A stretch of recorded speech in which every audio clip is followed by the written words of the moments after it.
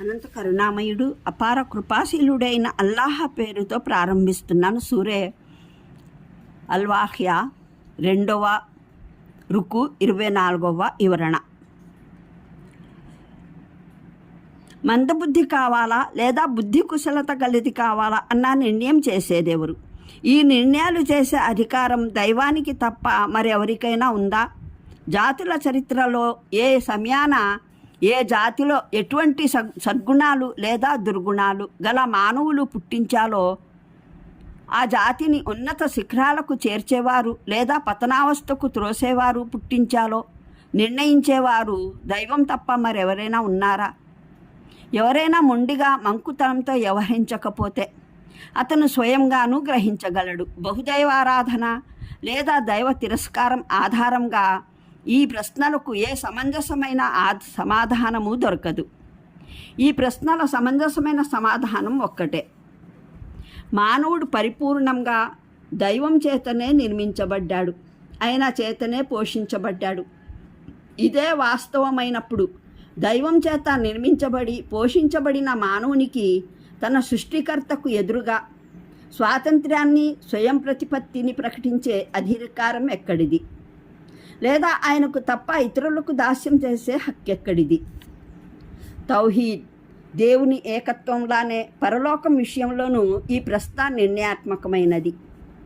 మానవ సృష్టి ఒక సూక్ష్మ క్రిమి ద్వారా జరుగుతుంది. దాన్ని శక్తివంతమైన సూక్ష్మదర్శిని సహాయంతో తప్ప చూడటం కూడా సాధ్యపడదు.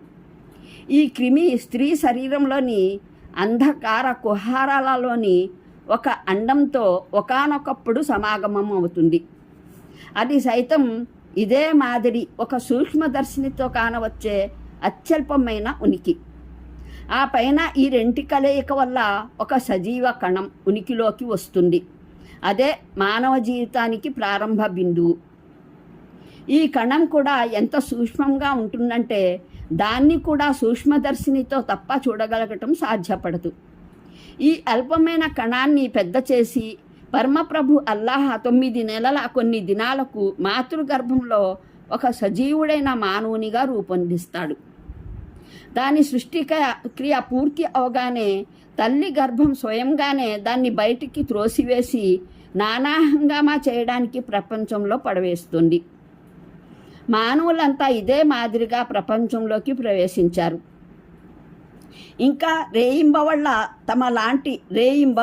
తమలాంటి మానవుల ఈ జనన దృశ్యాన్ని తిలకిస్తున్నారు. ఇదంతా చూసినప్పటికీ ఒక బుద్ధి లేని కబోది మట్టుకే చెప్పగలడు. ఈ విధంగా నేడు మానవుల్ని పుట్టిస్తున్న దైవం రేపు ఎప్పటికైనా తాను పుట్టించిన ఈ మానవుల్ని మళ్ళీ మరో విధంగా పుట్టించలేడని. అంటే మీ పుట్టుకలాగే మీ మరణం కూడా మా ఆధీనంలోనే ఉంది. మేమే నిర్ణయిస్తాము ఎవరు తల్లి గర్భాన్ని చనిపోవలసి ఉందో, మరెవరు పుట్టగానే మరణించవలసి ఉందో, మరెవరు ఏ వయసుకు చేరి మరణించవలసి ఉందో, ఎవరి మృత్యువుకు ఏ సమయం మేము నిర్ధారించి పెట్టామో అంతకుముందు ప్రపంచంలోని ఏ శక్తి అతన్ని చంపజాలదు.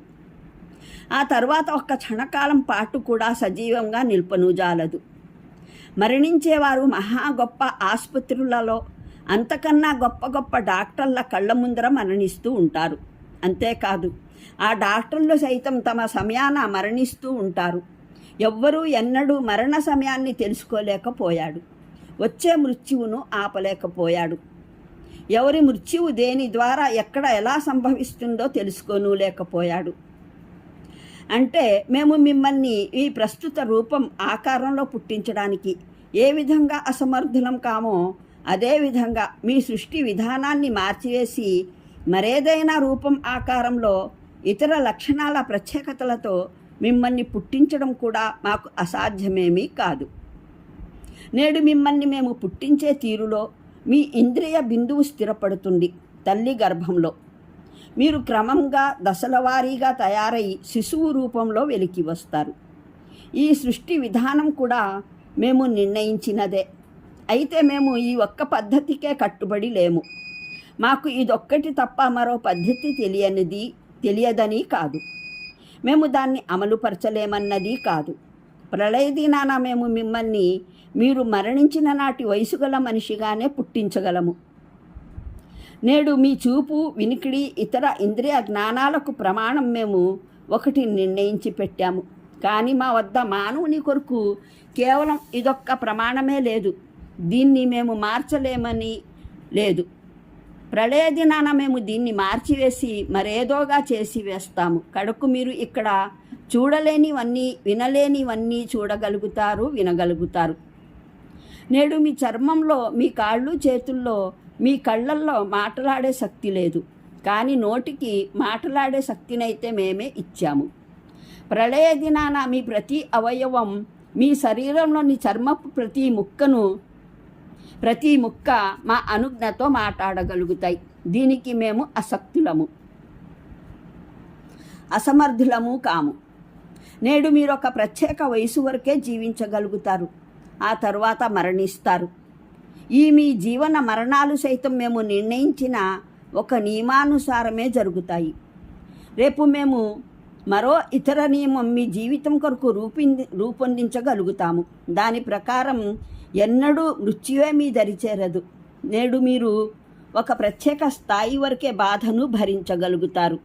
అంతకు మించి యాతన కలిగితే మీరు అసలు జీవించలేరు. ఈ నియమం సైతము మేమే చేశాము. రేపు మేము మరో ఇతర నియమాన్ని మీ కొరకు రూపొందిస్తాము. దాని ప్రభావంతో మీరు ఊహించలేనటువంటి యాతనను ఊహించలేనటువంటి సుదీర్ఘ కాలం వరకు భరించగలుగుతారు.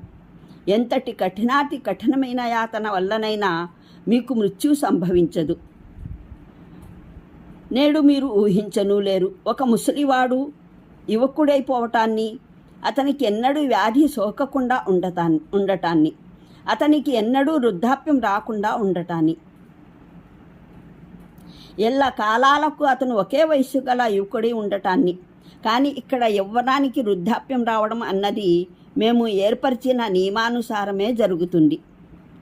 రేపు మేము మీ మనుగడకు మరో విధమైన ఇతర నియమాలను రూపొందించగలము. వాటి ప్రకారం స్వర్గంలో ప్రవేశించగానే ప్రతి ముసలివాడు కూడా యువకుడైపోతాడు. అతని యవ్వనం, ఆరోగ్యం పతనరహితమైపోతాయి. అనంత కరుణామయుడు, అపార కృపాశీలుడైన అల్లాహ్ పేరుతో ప్రారంభిస్తున్నాను. సూరే అల్వాఖ్యా 2వ రుకు 24వ వివరణ. మందబుద్ధి కావాలా లేదా బుద్ధి కుశలత గలది కావాలా అన్న నిర్ణయం చేసేదెవరు? ఈ నిర్ణయాలు చేసే అధికారం దైవానికి తప్ప మరెవరికైనా ఉందా? జాతుల చరిత్రలో ఏ సమయాన ఏ జాతిలో ఎటువంటి సద్గుణాలు లేదా దుర్గుణాలు గల మానవులు పుట్టించాలో ఆ జాతిని ఉన్నత శిఖరాలకు చేర్చేవారు లేదా పతనావస్థకు త్రోసేవారు పుట్టించాలో నిర్ణయించేవారు దైవం తప్ప మరెవరైనా ఉన్నారా? ఎవరైనా మొండిగా మంకుతనంతో వ్యవహరించకపోతే అతను స్వయంగానూ గ్రహించగలడు. బహుదైవారాధన లేదా దైవ తిరస్కారం ఆధారంగా ఈ ప్రశ్నలకు ఏ సమంజసమైన సమాధానము దొరకదు. ఈ ప్రశ్నల సమంజసమైన సమాధానం ఒక్కటే: మానవుడు పరిపూర్ణంగా దైవం చేతనే నిర్మించబడ్డాడు, ఆయన చేతనే పోషించబడ్డాడు. ఇదే వాస్తవమైనప్పుడు దైవం చేత నిర్మించబడి పోషించబడిన మానవునికి తన సృష్టికర్తకు ఎదురుగా స్వాతంత్ర్యాన్ని, స్వయం ప్రతిపత్తిని ప్రకటించే అధికారం ఎక్కడిది? లేదా ఆయనకు తప్ప ఇతరులకు దాస్యం చేసే హక్కెక్కడిది?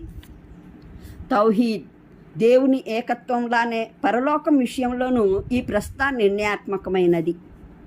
మానవ సృష్టి ఒక సూక్ష్మ క్రిమి ద్వారా జరుగుతుంది. దాన్ని